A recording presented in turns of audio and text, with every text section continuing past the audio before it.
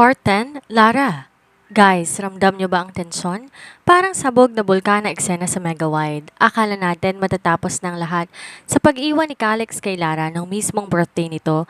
Pero ang totoo, katatapos na ng intro ng totoong gulo. Dumating na ang kinatatakutan nating lahat.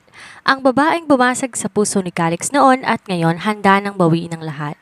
Pero ang tanong, sa gitna ng pagbabalik ni Brianna, paano na ang kontratang kasal nila?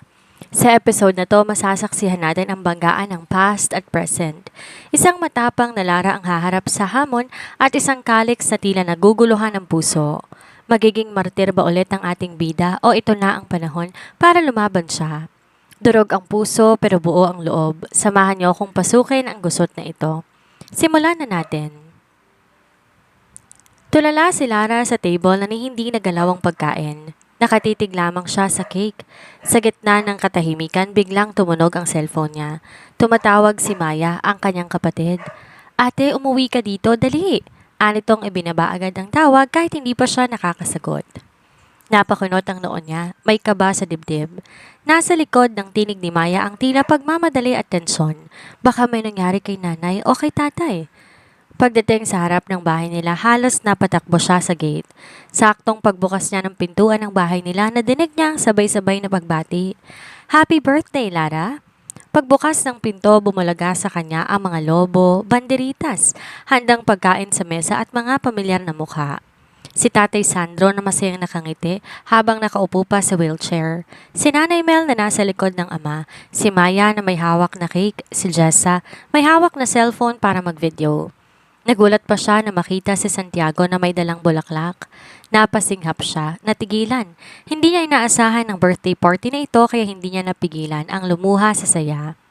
Lumapit si Nanay Mel at mahigpit siyang niyakap. Anak, kahit saan ka mapunta, huwag mong kalilimutan. Dito palagi ang tahanan mo. Nay, hindi po ako nakakalimot. Ani ang sumisigok. Sumunod si Tatay Sandro at pinisil ang balikat niya.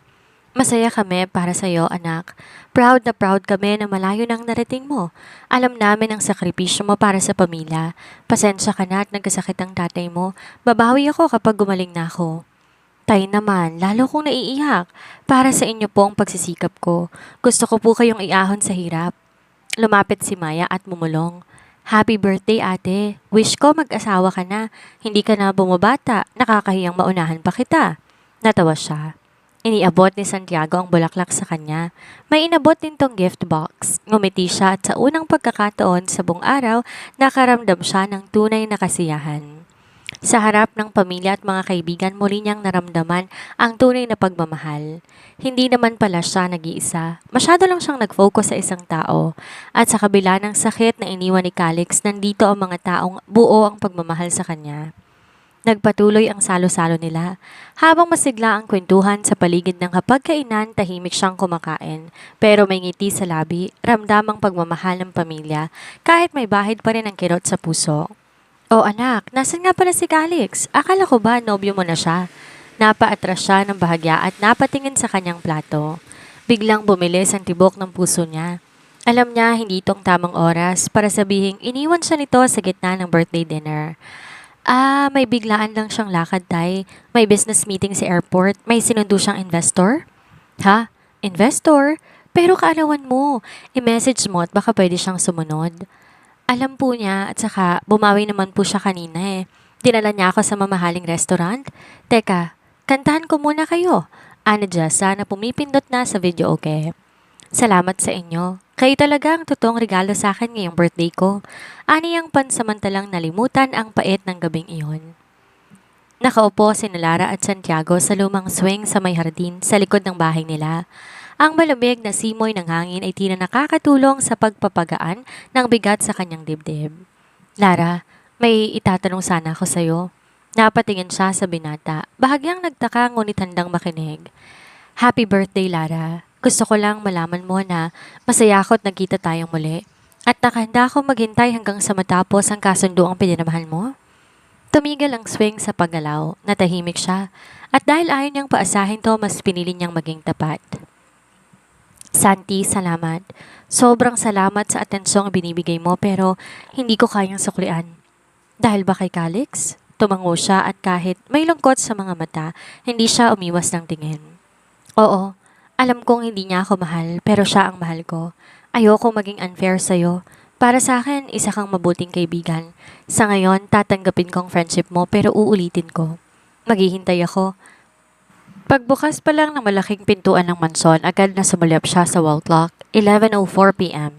Napabuntong hininga siya pagpasok sa kwarto. Wala pa rin si Calix. Alam niyang hindi siya dapat umasa, na hindi siya dapat masaktan, na walang obligasyon si Calix na umuwi ng gabing yon. Lalo na't si Brianna ang kasama nito. Malamang nag-dinner pa ang mga ito. Matagal hindi nagkita kaya tiyak nag-uusap ang dalawa. At habang iniisip niya ang mga eksena, ay lalo ngang nadudurog ang puso niya. May namumuong luha sa kanyang mga mata. Bagsak siya sa kama, tahimik ang paligid, ngunit magulo ang puso niya. Tumagilid siya, niyakap ang unan at muling dumaloy ang luha sa kanyang pisngi. Nakatulugan niya na ang paghihintay. Maaga siyang nagising ngunit hindi dahil sa saya, kundi sa sikip ng dibdib na parang may nakapatong na bato na hindi niya maalis. Tumitig siya sa kisame ng ilang minuto. Umaasa na sa bawat segundo ay biglang magbubukas ang pinto at darating si Calix ngunit walang dumating. Mag-isa siyang pumasok sa opisina. Pag-upo niya sa desk ay agad niya ring napansin ang isang maliit na gift box. Puti ang kahon.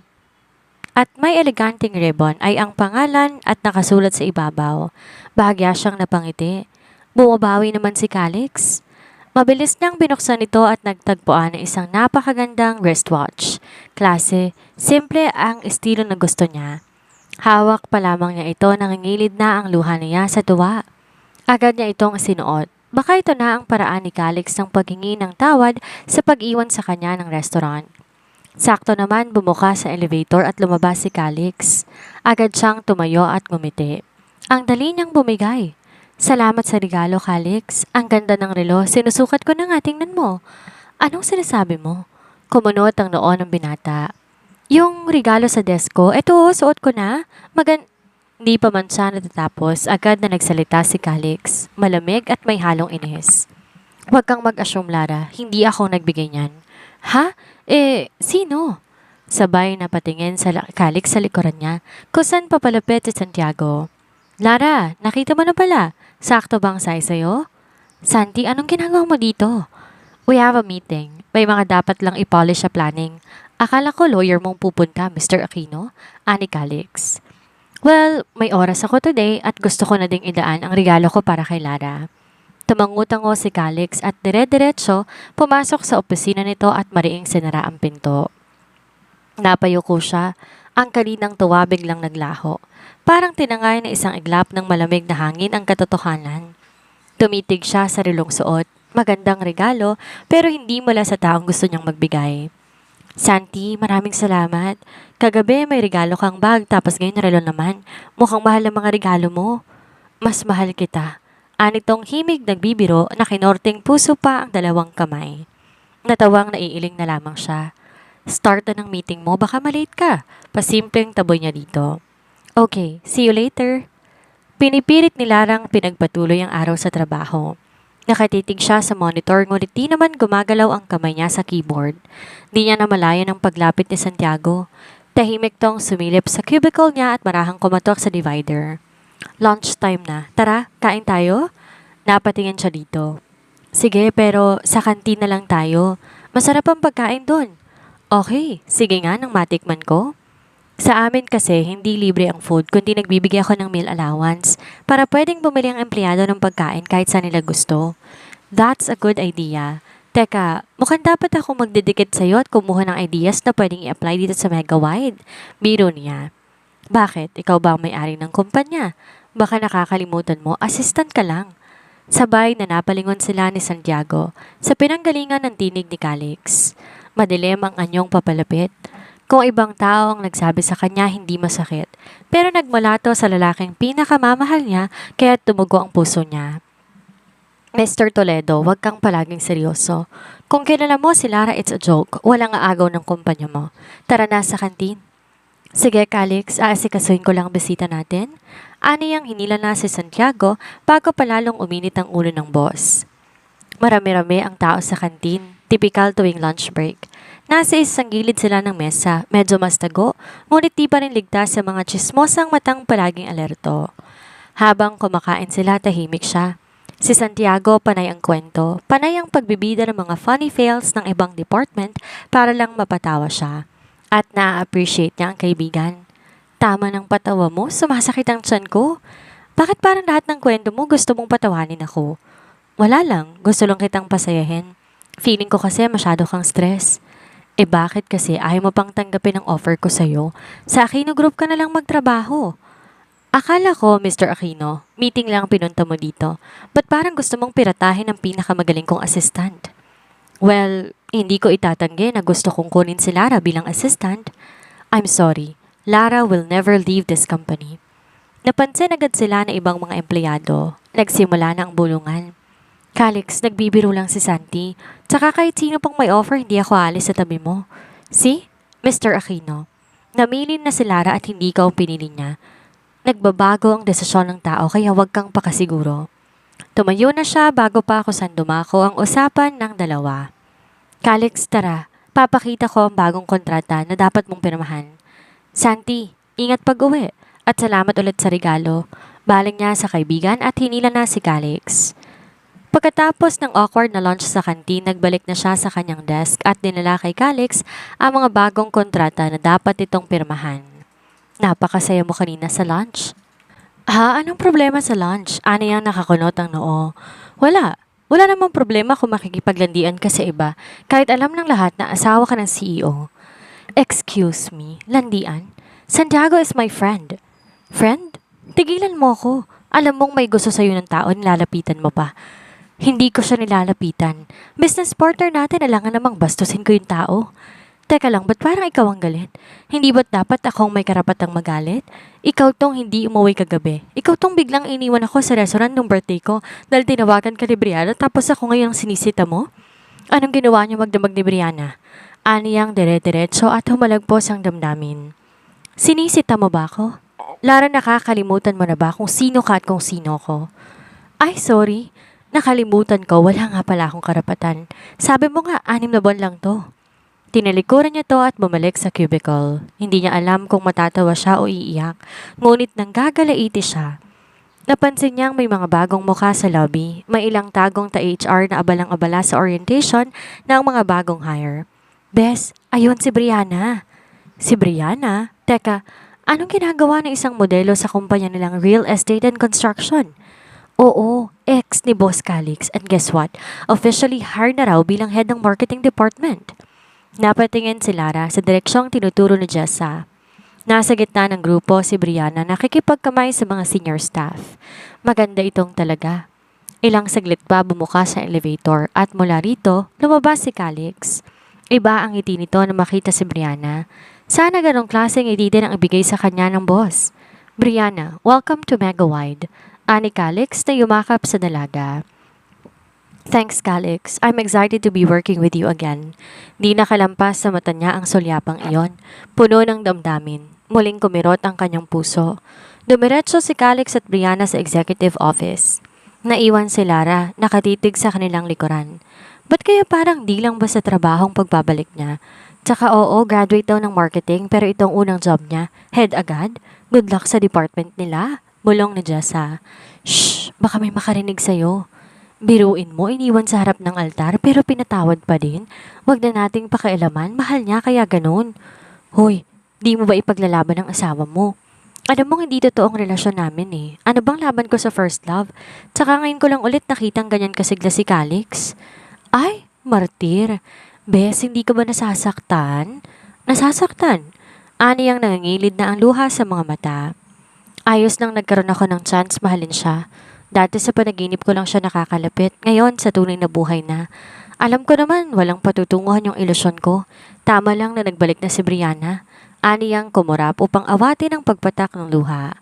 Bes, ano, gano'n na lang ba yun? Di mo ipaglalaban kung sakaling kunin muli ni Brianna ang pwesto niya sa puso ni Calix? Talo na ako, hindi pa nagsisimula ang laban. Nananatili si Brianna sa puso ni Calix at walang makakaagaw noon. Pero dati on and off ang relasyon nila dahil sa career ni girl at nagkakaroon ng ibang girlfriend si Sir Calix. Ni hindi nagtatagal kasi kapag nakipagbalikan si Brianna, tinatanggap niya kaya ibig sabihin mahal niya si Brianna. Nag-usap na sila, baka nagkaayos na din. Alam mo, plano na kitang ipagpagawa ng monumento dyan sa labas. Sakto sa tabi ng fountain matitir ka din. Hindi na usang martir ngayon, oy.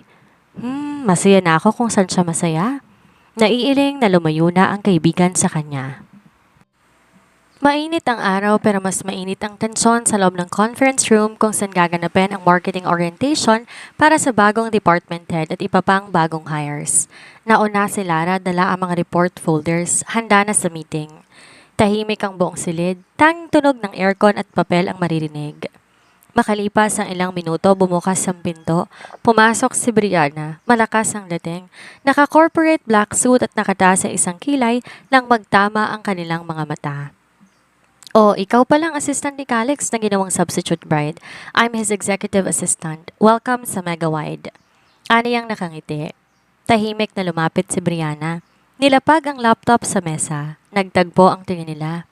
Ano nga palang pangalan mo? Lara, right? Ang asawa ni Calix, for now. Anitong madiin ang huling salita. Nag-init ang ulo niya pero pinanatili niyang kalmadong itsura. I'm Lara, at oo, asawa niya. Still, for now. Don't get too comfortable. Alam mo naman ng mga kasal na may kasamang kasunduan ng ilang buwan, madali lang yang buwagin. Lalo na kung di naman totoo ang pagmamahalan. Nagpantig ang tenga niya sa nadinig. At alam mo rin, ang mga ex na bumabalik, karamihan hindi nagtatagal, lalo na kung may bago nang nasa puso ng dati nilang minahal. Nanlaki ang mata ni Brianna. Tumayo ito. Akmang lalapit pa sana nang bumukas ang pinto. Pumasok si Calix, may hawak na folder. Tumigil ang tensyon pero nanatili ang bigat ng hangin. Nagkakilala na pala kayo. Let me formally introduce you. Brianna. Lara, this is Brianna, the new marketing head. Brianna, this is Lara, my assistant. I hope maging maayos ang samahan ninyo. Kulang ang pakilala ni Calix. Matamis ang ngiti ni Brianna, parang walang nangyari. Of course, we're starting to get to know each other. Yumuko na siya at nagayos ng document sa table. Nagtamang muli ang kanilang mga mata ng babae at sa titig ni Brianna may hamon. Isang paanyaya sa digmaan para sa puso ni Calix. 8:00 ng gabi, tahimik ang buong Megawide Tower. Tanging ilaw sa opisina ni Calix ang bukas, kasabay ng malamyos na love songs. Abala si Lara sa pag-encode ng figures. Paminsan-minsan, sumisimple siyang sumulyap kay Calix na nakaupo sa tapat. Seryosong nagbabasa ng kontrata, ngunit mapapansin niyang pabulong tong umaawit. Bahagyang nakangiti. May kakaibang ningning sa mga mata. Masaya si Calix. Marahil nagkabalikan na sila ni Brianna. Tila may dumagan sa dibdib niya. Ninunok niya ang pait sa lalamunan. Dahan-dahan bumuntong hininga. Calix, may itatanong sana ako. Anong tanong mo? Tungkol sa kasunduan natin sa kasal? Tumigil sa pagsusulat si Calix. Tinigil ang kanta. Biglang naging tahimik ang buong paligid. Masyadong tahimik. Kung sa tingin mo okay na, kung nagkabalikan na kayo ni Brianna, baka hindi mo na kailangan pa yung kasunduan natin. Pwede namang tapusin na, di ba? Aniyang bahagyang nanginig ang boses. Napakurap si Calix. Ilang sandali ang lumipas bago to sumagot. So ganun mo kagusto si Santiago Aquino, kaya gusto mo nang makalaya sa kasal natin? Kumunot ang noon niya, pilit inuunawa ang boss. Walang kinalaman si Sandy dito, ikaw ang iniisip ko.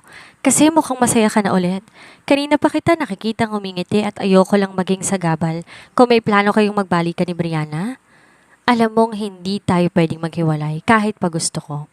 Matatapon ng 50% ng shares kaya't hanggat wala akong naiisip na ibang paraan, we will stay married. Natigilan siya. Hindi alam kung matutuwa o malulungkot na magtatagal pa ang pagpapanggap nila. Tsaka hindi mo ba naisip na kaya ako masaya ay dahil ikaw ang kasama ko? Na baka kaya ako napapakanta ay para sa'yo? Nasamid siya sa biglang pagbabago ni Calix. Kumabog ang kanyang dibdib. Tila nawala ang puso niya sa kinilalagyan. Pero nagbalik na sa Brianna. Brianna is just part of my past. Lumapit ang mukha ni Calix sa kanya. Halos magkadikit na sila. Hindi mo kailangan magtanong kung itutuloy pa natin ang kasunduan. Dahil kung akong tatanungin, mas gusto kong ituloy to. Hindi dahil kailangan, kundi dahil gusto ko. Dahil gusto kitang makasama. Nanigas siya sa kinaupuan lalo ng malanghap ang mabangong hininga ng boss. Dumikit ang labi nito sa bibig niyang nakaawang.